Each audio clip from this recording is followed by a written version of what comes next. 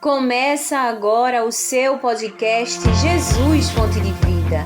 Apresentação: Presbítero Márcio Guerra.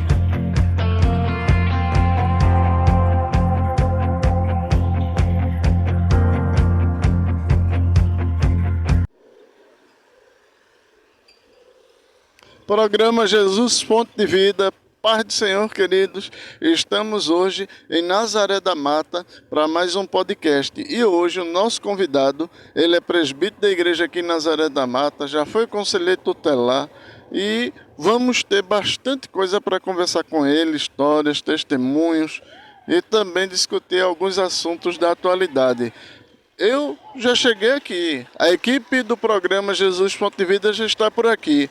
Agora a gente vai procurar onde está o nosso convidado e daqui a pouquinho a gente volta já com o nosso convidado. Não sai daí. Estamos apresentando o podcast Jesus Fonte de Vida.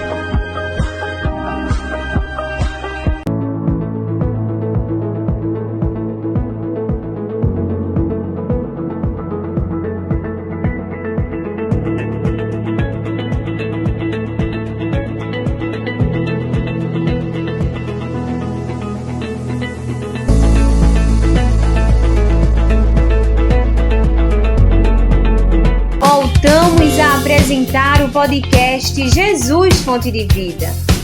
Muito bem, irmãos, estamos de volta. Como eu disse para vocês no início, estávamos procurando o nosso convidado e a gente encontrou ele aqui nessa praça linda aqui de Nazaré da Mata. E agora a gente vai conversar com ele. E é com muita alegria que eu recebo o nosso presbítero Abinadab, ele que é presbítero aqui de Nazaré. E nós vamos conversar um pouquinho com ele e vamos desenvolver algumas temáticas durante o programa. Em primeiro lugar, paz do Senhor, presbítero e amiga Abinadab, tudo bem? Pai do Senhor, presbítero Márcio, tudo bem, tudo na santa paz, graças a Deus, para nós, nazarenos e irmãos em Cristo Jesus, é uma satisfação recebê-lo, tanto você como a sua equipe aqui em Nazaré da Mata, sejam bem-vindos e é um prazer, satisfação. Olha, em uma frase, quem é Abinadab? Abinadab, biblicamente falando, Abinadab significa meu pai é nobre. A minha mãe, quando eu nasci, ela escolheu esse nome, que é um nome judeu, é um nome bíblico. Ela era amante das escrituras, gostava muito de ler a Bíblia. E como na época da sua juventude, que ela decidiu para Jesus muito jovem, ela começou a ler as Escrituras e encontrar histórias impressionantes que aumentaram a sua fé e renovaram forças espirituais na sua vida. E uma das passagens bíblicas que chamou a atenção foi entender que Abinadab tinha um propósito importante, que era guardar a arca do Senhor. E a partir daí, quando ela estava grávida de mim, ela colocou esse nome, Abinadab. Muito bem. Na tua família, como é que era a tua família? Teve irmãos? Quantos irmãos? Tu é o mais velho, é o mais novo? Pois é, eu sou o filho mais novo, aquilo que nós chamamos o caçula. A minha mãe teve três filhos homens e uma mulher.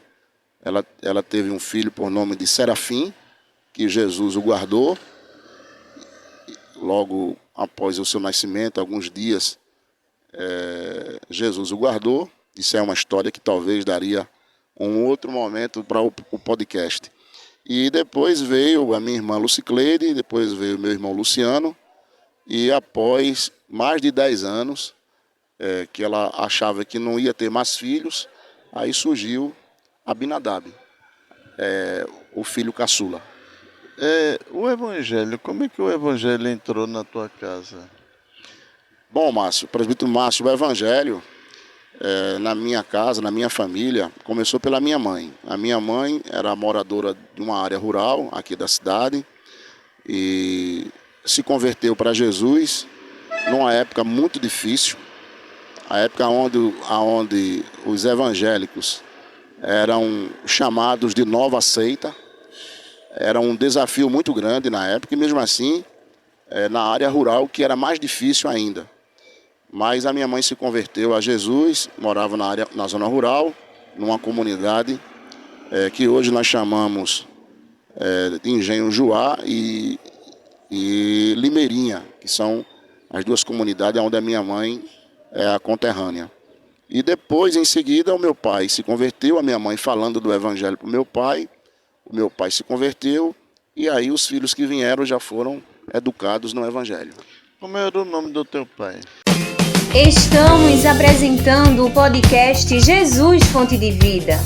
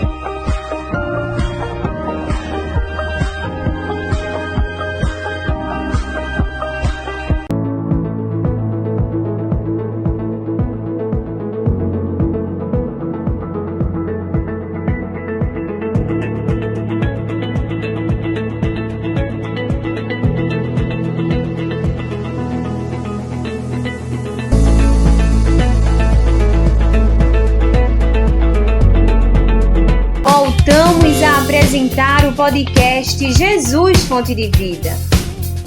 O nome do meu pai era Pedro Belarmino Jerônimo. Esse era o nome do meu pai. Serviu a igreja como diácono por muitos anos e encerrou a sua fé, a sua carreira, servindo a Jesus com muita alegria. Muito bem, agora a gente entrando um pouquinho na área, como era Nazaré naquela época, que recordações assim tu tem da cidade, como era a vida do pessoal, das pessoas aqui? Na época da minha infância, você se refere? Isso. A minha infância, Nazaré da Mata, sempre foi uma cidade ligada à zona canavieira. Todo mundo aqui em Nazaré cresceu ouvindo os sons do canavial. Nazaré era cercada por usinas, a usina Matari, a usina Barra, a usina Aliança, e que os homens tinham essa força de trabalho na área rural. Nazaré da Mata é uma cidade que ela vem lutando por muitos anos para conseguir o desenvolvimento, mas muito limitada por questões ainda, no meu pensamento, de algumas ideologias, de alguns pensamentos que não conseguem ultrapassar as barreiras para desenvolver o município como deveria. Mas Nazaré cresceu com essa origem, a origem da zona canavieira, com a força dos homens simples, que fez com que a cidade hoje tornasse um pouco do que ela é. Quem vê Nazaré hoje não lembra, não tem nem noção do que ela já foi lá atrás. Não. Nazaré teve algumas mudanças. Para você ter ideia, o centro da cidade de Nazaré da Mata tinha algo aqui que chamava muita atenção, que era, nós chamávamos de a Praça do Lago. Essa Praça do Lago tinha um jacaré dentro dessa praça. Era como se fosse uma área, um pequeno mini parque. Mas com o passar do tempo ficou também ultrapassada. Não houve determinados cuidados do poder público, e aí as árvores, os pés de algarobas foram apodrecendo, foram causando acidentes, e aí houve a necessidade de fazer uma requalificação nessa praça, e hoje essa praça é uma praça com equipamentos novos. O centro da cidade de Nazaré da Mata, os prédios, que eram prédios marcados por arquiteturas bem antigas, que tem alguns prédios na cidade que foram tombados como patrimônios históricos. Hoje, muitos dos prédios foram mudados, não são mais o mesmo. E a gente sente essa transformação com essas construções que foram mudando com o passar dos anos. Muito bem. Também, naquela época, a situação econômica era muito difícil, né? Principalmente, quais eram os impactos que você, talvez hoje vendo, como criança, tinha na tua família e na cidade? Márcio, é o seguinte, na época como criança, como eu falei, o crescimento da cidade foi com muita força do homem do campo. Nós ouvíamos os sons dos canaviais. Muito cedo os homens acordavam para ir trabalhar, ia no carro que nós chamávamos de pau de arara. Nós tínhamos um ponto muito forte, que era a feira livre da cidade. Sempre começava nas sexta-feira, já à tarde, e amanhecia o dia. E era uma movimentação muito grande, porque as pessoas da zona rural vinham para as feiras. Existiam os mercadinhos aqui em Nazaré, inclusive, não sei se você já ouviu falar, um antigo balaio existia aqui em Nazaré, que chamava muita atenção porque era muita movimentação do homem do campo que vinha para a cidade, e o homem da cidade que ganhava o seu sustento no campo, que também vinha gastar na própria cidade. Então, a economia de Nazaré da Mata há anos atrás era uma outra realidade. Hoje nós temos uma economia razoável, mas existe um êxodo muito forte das pessoas que moram tanto na área rural como moram na cidade, de ir para outras cidades da região, como Carpina, como Recife, outras cidades maiores, para poder ganharem o seu sustento e manter a sua família. Certo, e a questão na área da educação naquela época? Era fácil a criança ser inserida na área educacional, ter oportunidades, já que hoje a facilidade é grande? Naquela época, as crianças participavam da inserção da sala de aula com na minha infância, com uma certa facilidade. Eu vou relatar do que eu vi na época de infância. Existia escolas que davam mesmo a oportunidade para os alunos estarem dentro da escola estudando, e os professores incentivavam os alunos, as crianças estarem no colégio. Apesar de ter uma educação lá atrás de uma forma totalmente diferente da forma como os professores se comportavam na sala de aula, instruíam os alunos, passavam a educação para os alunos, um pouco diferente do que nós vemos hoje. Mas na minha época, sim, tinha a oportunidade para os alunos estudarem, passar por um processo de transformação educacional. A única observação que nós tínhamos da época é da zona rural, que eram os alunos que tinham dificuldade de vir da área rural para a cidade. Mas, com algum tempo, alguns anos, isso foi solucionado, porque as gestões municipais foram disponibilizando transporte, veículos, e aí foi trazendo os alunos para a cidade para estudar, e isso foi superado com um tempo menor. Isso não durou muito tempo para sanar essa dificuldade, mas graças a Deus deu certo. Muito bem. Então, já que o nosso papo anda dando certo, a gente tem que dar uma rápida parada, porque no próximo bloco ele vai contar uma história sobre o conceito tutelar. Então, não sai daí, a gente volta daqui a pouco. Estamos apresentando o podcast Jesus Fonte de Vida.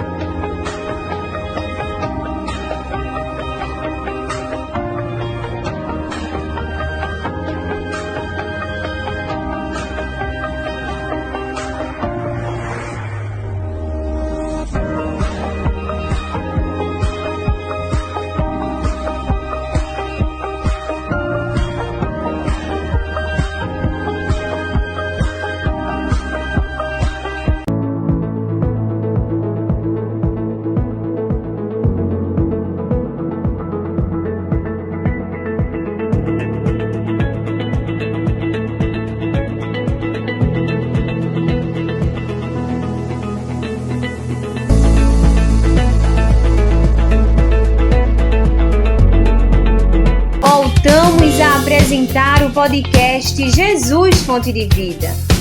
Volta. E agora vamos conversar com o nosso irmão Abinadab um pouquinho. Como é que foi a infância na igreja? Que recordações você lembra daquela época e depois a adolescência e juventude? Presbítero Márcio, a infância na igreja, para mim, foi um momento muito marcante. Primeiro que a minha mãe e meu pai, já nos deu uma orientação desde cedo a nos ensinar os caminhos do Senhor indo ao templo. E aí a minha juventude foi marcante, porque a minha mãe, Márcio, ela era dirigente de círculo de oração. Ela dirigiu por 46 anos o círculo de oração. E isso fez com que todo o trabalho que a minha mãe tinha dedicado ao Senhor, à igreja, a gente, logo desde cedo, ela nos levava ao ciclo de oração e a gente acompanhava ela na igreja, orando, nas festividades, em alguns ensaios que existia das comissões, porque nós viemos de uma família simples, nós não tínhamos empregadas, nós não tínhamos secretárias, e aí a minha mãe, para poder fazer as atividades que precisava ser feita na igreja com a responsabilidade, ela nos convidava para acompanhar. E eu cresci assim, eu cresci na igreja, vendo os trabalhos, ouvindo várias experiências de várias pessoas, de várias irmãs, de vários irmãos, e daí por diante a gente fomos ingressando nos trabalhos infantil, participando de ciclo de oração das crianças, formamos um grupo de crianças que na época, na congregação, reunimos em média de quase 30 crianças, meninos, e aí fomos ter essa experiência de poder cantar junto com essas outras crianças, enfim, foi um momento muito especial. Muito bem. Aí chega agora, como era a vida de um adolescente, não só na igreja, mas também na área da cidade, os sonhos, como eram os desafios daquela geração, daquela época? Márcio, na minha época, adolescente, tinha um ponto que eu acredito ser muito positivo. O nosso pai e a nossa mãe sempre nos ensinou a tratar os mais idosos, os adultos, como sim senhor e sim senhora. Então nós tínhamos essa educação para poder lidar com as pessoas mais velhas, trazendo respeito. E essa área de adolescente, que é uma área da descoberta, uma área que a gente está vivendo uma transformação hormonal, emocional, psicologicamente falando, mexe também com as nossas emoções, porque nós imaginamos que podemos tudo, que somos tudo, que não temos medo de nada. Então, esses grandes desafios nós enfrentamos, mas com conselheiros que existiam na época, que nos ajudavam. Conselheiros que eu falo, conselheiros na igreja, que ajudavam os adolescentes, os jovens, que tinham paciência para nos ouvir, para a gente compartilhar as nossas angústias, as nossas emoções, as nossas dores, ensinando caminhos, o que era o correto, o que era o errado. E isso durou um pouquinho para a gente poder aprender, porque era uma fase de transformação. Mas eu louvo a Deus que nós tivemos amigos, tivemos dirigentes, tivemos conselheiros que nos ajudaram muito a formar o cidadão que nós somos hoje. Não somente na igreja, mas também na própria escola, na rede secular. Ser adolescente era uma necessidade da gente ter um posicionamento, porque na época existia aqueles adolescentes que gostavam de ter uma vida mais liberal, uma vida mais voltada aos prazeres, aos desejos do mundo, a experimentar entorpecentes, bebida alcoólica.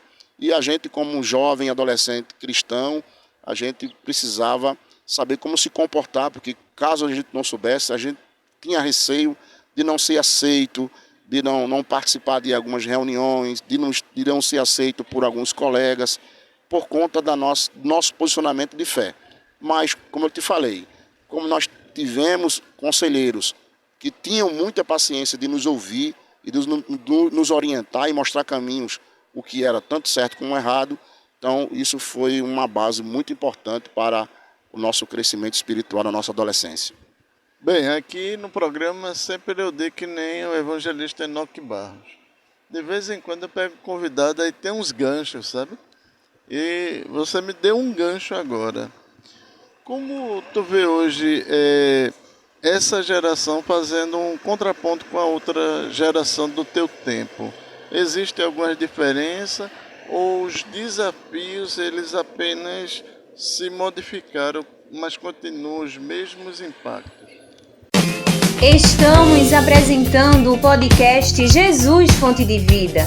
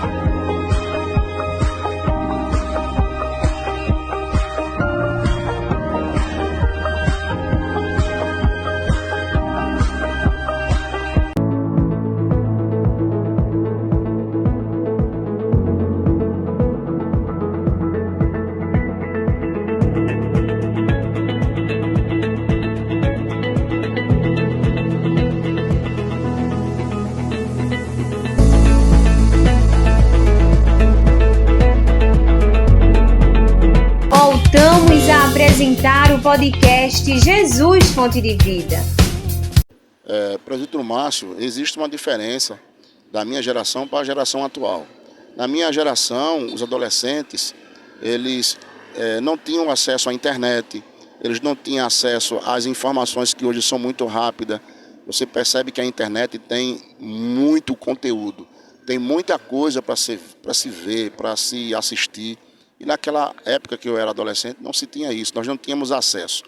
Mas uma das coisas que eu vejo que faz uma diferença, um divisor de águas entre a adolescência da minha época e a de hoje, é que os adolescentes de hoje eles são muito ansiosos. Eles querem tudo para hoje, para o agora. Eles não querem passar pelo processo do amadurecimento e conseguir conquistar.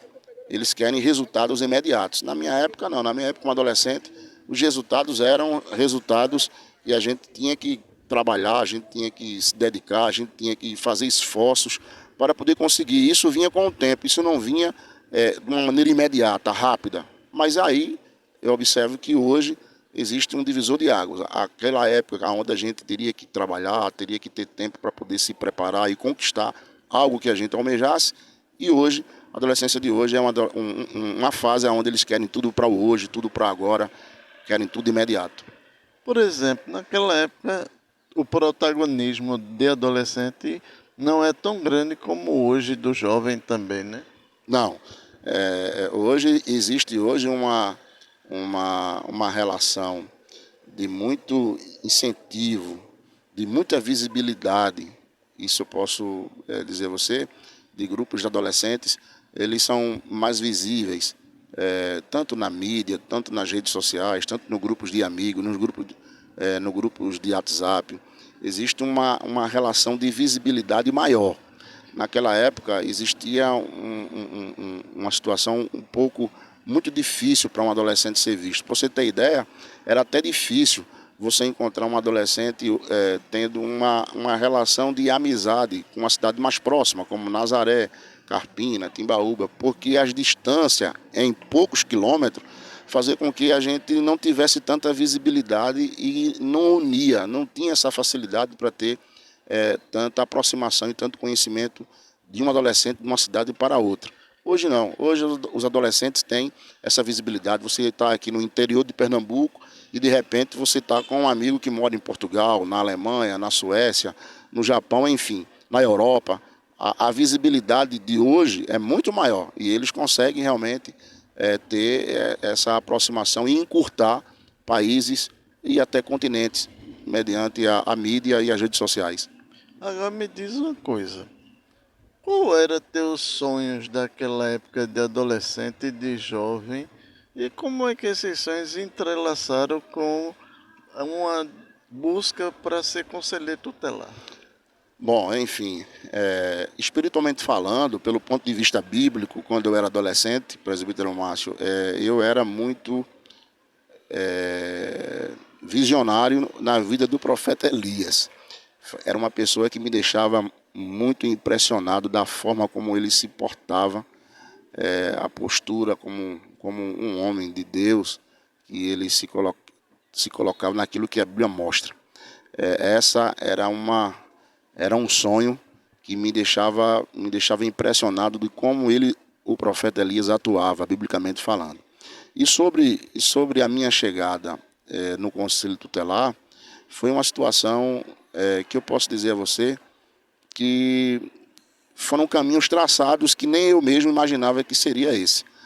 Eu estava em Nazaré, na cidade, num escritório de um amigo, que também congregava na mesma congregação onde eu congregava, e aí um irmão da igreja me fez esse convite, perguntando se eu não aceitaria vir ser um candidato ao Conselho Tutelar, porque ele via que eu era um jovem atuante, dedicado, precisava trabalhar e até construir família, enfim. E eu achava que aquele convite não era para mim, eu achava que não estava pronto. Mas aí, com o passar dos dias, esse mesmo irmão foi me aconselhando, foi me orientando e dizendo a mim que eu poderia ser capaz, se outros chegou e conseguiu, eu também poderia conseguir. Me deu uma palavra de estímulo. E aí eu encontrei uma força que nem eu mesmo sabia que tinha, a partir desses conselhos, dessas palavras que me ajudaram a encontrar em mim algo que eu não sabia que eu tinha. E foi a partir daí que, quando eu tomei a decisão que seria candidato ao conselho, esse irmão colocou-se pronto para me ajudar e reuniu outros irmãos, mostrou para os irmãos e a igreja a necessidade de ter jovens trabalhando e precisava ter jovens inseridos dentro do contexto da sociedade. E aí foi uma porta que abriu e eu comecei a vislumbrar caminhos, porque eu comecei a conhecer um pouco sobre o que é política social, o que é política pública, política partidária. E aí a gente tivemos algumas instruções e a partir daí foi aonde eu desenvolvi meu papel como conselheiro, tendo o primeiro mandato com 774 votos e fui reconduzido para o segundo mandato com 624 votos. Mas nesse período, quantos anos tinha? Eu tinha 21 anos de idade. 21 anos de idade, muito novo, muito jovem, mas foi um momento de muita, na minha concepção, de muita responsabilidade, logo cedo, muito jovem, que eu encontrei para ser um conselheiro tutelar de um município onde existia muitas complexidades na época. Mas tu tinha noção do desafio que tu ia enfrentar ou tu não tinha noção ainda? Presbítero Márcio, eu não tinha ideia do que é que eu iria enfrentar. Apenas o que eu tinha era a coragem para poder enfrentar os desafios que viria. Mas eu não fazia noção do que seria, de como ia ser a minha atuação, de como seria a minha atribuição. Eu não tinha ideia, mas algo que despertou dentro de mim, que eu achava que eu não tinha, foi uma força muito grande e para enfrentar os grandes desafios que surgiram. Muito bem, olha, a gente vai dar uma paradinha, porque na próxima tem ainda a história do conceito tutelar, mas ao mesmo tempo, olha, o que todo mundo gosta, saber como foi a história com a esposa, família. Daqui a pouquinho a gente volta com mais programa Jesus Fonte de Vida. Não saia daí que a gente volta daqui a pouquinho. Você assistiu o podcast Jesus Fonte de Vida.